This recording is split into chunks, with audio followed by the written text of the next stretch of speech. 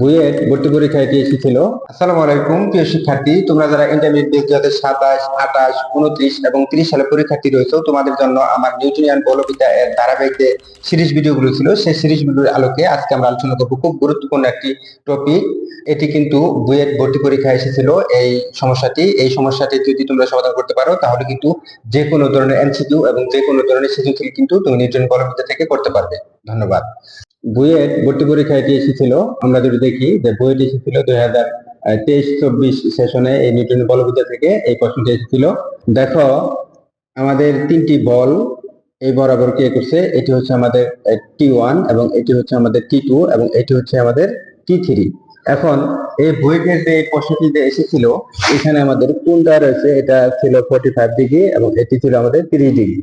এখন এই প্রশ্নতে বলা ছিল এই বল তিনটি অর্থাৎ টার্ম তিনটি, এই যে T1 এবং T2 এবং হচ্ছে T3 একই সমতলে তারা সাম্যাবস্থা সৃষ্টি করছে।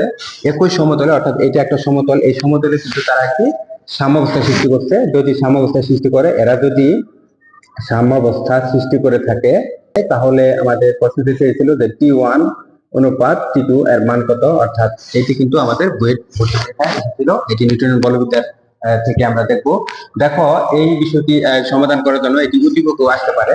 এই ধরনের অঙ্ক আমরা সমাধান করার জন্য আমরা যে কাজটি করব, প্রথমে দেখবো যে এখানে বল কয়টি রয়েছে। যদি আমাদের দেখি যে আমাদের তিনটি বল যদি থেকে থাকে, তাহলে এখানে আমাদের লামির উপপাদ্য প্রয়োগ করতে হবে। যদি তিনটি বল থাকে এবং লামির উপপাদ্য প্রয়োগ করার তিনটি শর্ত রয়েছে। 1 নম্বর শর্ত হচ্ছে বল হতে হবে তিনটি।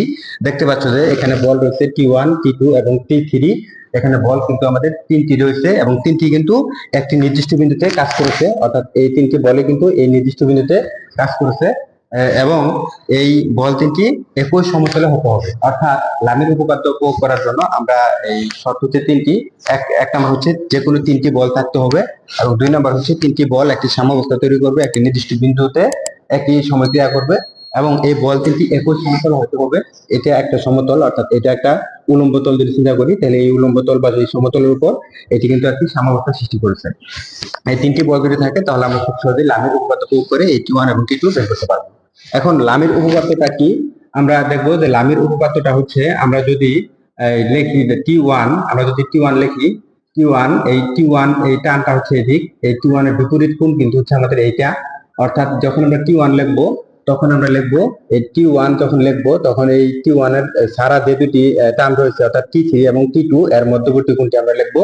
তাহলে মধ্যবর্তী কোণটি যদি আমরা আলফা ধরে রাখি, তাহলে আমরা লিখবো এক্ষেত্রে সাইন আলফা। আবার যখন আমরা T2 লিখবো, যখন আমরা এই টানটি লিখবো T2, তখন খেয়াল করব এই T2 টানের বিপরীত কোণ কিন্তু এইটা। তাহলে এটি হচ্ছে বিটা যদি ধরে রাখি, তাহলে এখানে লিখবো আমরা সাইন বিটা। তারপর যদি আমরা T3 লিখি, যখন আমরা T3 লিখবো, এই T3 বিপরীত কোণ কিন্তু হচ্ছে এইটা, অর্থাৎ এই যে 45 এবং 30 ডিগ্রি, এটাকে আমরা লিখবো সাইন গামা।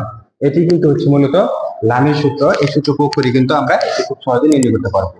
আমরা যদি দেখি যে এই চিত্র থেকে পাই, আমরা একটু লিখে নিই যে চিত্র হতে পাই, যখন আমরা লিখবো T1, যখন লিখবো আমরা T1, তখন কিন্তু এই T1 এর বিপরীত যে কোণটি রয়েছে অর্থাৎ এই যে আলফা, এই মানটি কিন্তু আমরা লিখবো। এক্ষেত্রে আমরা দেখতে পাচ্ছি যে আলফার মান যদি আমরা লিখি, তাহলে আমরা লিখতে পারবো সাইন, এক্ষেত্রে মান হচ্ছে 90 প্লাস 60 ডিগ্রি। আমরা দেখতে পাচ্ছি যে এই T1 সমান আমরা লিখতে পাচ্ছি 90 প্লাস 60 ডিগ্রি, কেননা এখানে এটি কিন্তু হচ্ছে আমাদের 90 ডিগ্রি। যদি আমরা এখানে লম্বটা নিই, এটি কিন্তু 90 ডিগ্রি এবং এই কোণটি কিন্তু হচ্ছে আমাদের 60 ডিগ্রি। তাহলে আমরা সরাসরি লিখবো 90 প্লাস 60 ডিগ্রি সমান আমরা লিখবো T2। যখন আমরা যে T2 টা লিখবো, এই যখন এই T2 লিখবো, তখন এই T2 এর বিপরীত কোণ হচ্ছে এটা, অর্থাৎ T2 যখন লিখবো, তখন T1 এবং T3 এর মধ্যবর্তী কোণটি ধরবো। এই কোণটির মান হচ্ছে আমাদের বিটা। এই বিটা মান যদি আমরা হিসাব করি, তাহলে এখানে হচ্ছে আমাদের 90 ডিগ্রি আর এখানে হচ্ছে আমাদের 45 ডিগ্রি। তাহলে আমরা এটাকে লিখবো সাইন 90 ডিগ্রি প্লাস হচ্ছে 45 ডিগ্রি। আমরা কিন্তু এটা লিখতে পারবো। এক্ষেত্রে যেহেতু T1 এবং T2 চেয়েছে, আমরা T3 না লিখলেও চলবে। যদি আমরা T3 টা লিখি, তাহলে আমি একটু নিচে লিখে নিই। যদি আমরা T3 টা যদি আমরা একটু লিখি, এটা আমাদের ছিল 45 ডিগ্রি। যদি আমরা T3 টা লিখি, তখন লিখবো T3। এই T3 এর বিপরীত কোণ কিন্তু হচ্ছে এই টানের বিপরীত কোণ কিন্তু হচ্ছে এই যে 45 এবং 30 ডিগ্রি। তাহলে আমরা লিখবো সাইন 45 আর 30 ডিগ্রি হচ্ছে 75 ডিগ্রি। তখন কিন্তু আমরা এটা লিখতে পারবো। এখন যেহেতু আমাদের এটি দিয়েছে T1 এবং T2, তাহলে আমরা এটাকে না লিখলে চলতো। তখন আমরা এই দুইটাকে নিয়ে কাজ করবো। যদি এই দুইটাকে নিয়ে কাজ করি তাহলে এটাকে আমরা লিখতে পারি T1, আর এখানে সাইন 90 ডিগ্রি, এই 90 ডিগ্রি থাকার কারণে ত্রিকোণমিতিক অনুপাত পরিবর্তন হবে, সেক্ষেত্রে হবে cos 60 ডিগ্রি, দ্বিতীয় কোয়াড্রেন্টে রয়েছে। তারপর সমান সমান লিখবো আমরা T2, এক্ষেত্রে এটি পরিবর্তন হয়ে যাবে আমাদের cos, আর এটি হচ্ছে আমাদের 45 ডিগ্রি, অর্থাৎ এটা এরকম হবে। এখান থেকে আমরা লিখতে পারবো যে T1 ডিভাইড বাই T2 সমান আমরা লিখবো cos 60 degree divide by cos 45 degree. এটাকে যদি আমরা একটু ক্যালকুলেশন করি তাহলে T1 বাই T2 সমান আমরা লিখতে পারবো হাফ, আর এটা মানে হচ্ছে 1 বাই √2। আমরা কিন্তু এটা লিখতে পারবো। এখন যদি এটাকে যদি আরেকটু সরল করি তাহলে হাফ যেমন হচ্ছে √2, এটাকে আমরা লিখতে পারবো √2 ইন্টু হচ্ছে √2। তাহলে √2 যদি চলে যায় তাহলে আমরা লিখতে পারবো 1 বাই √2। সুতরাং এটা লিখতে পারবো আমরা 1 অনুপাত √2। সুতরাং এটি কিন্তু হচ্ছে এই প্রশ্নের সঠিক উত্তর, অর্থাৎ T1 অনুপাত T2 সমান লিখতে পারবো 1 অনুপাত √2, অর্থাৎ এটি কিন্তু হচ্ছে এই প্রশ্নের সঠিক উত্তর। তোমরা প্রথমবারের মতো যারা ভিডিওটি দেখছো, ভিডিওটি ভালো লেগে থাকলে একটি লাইক ও চ্যানেলটি সাবস্ক্রাইব করতে ভুলবে না। ধন্যবাদ।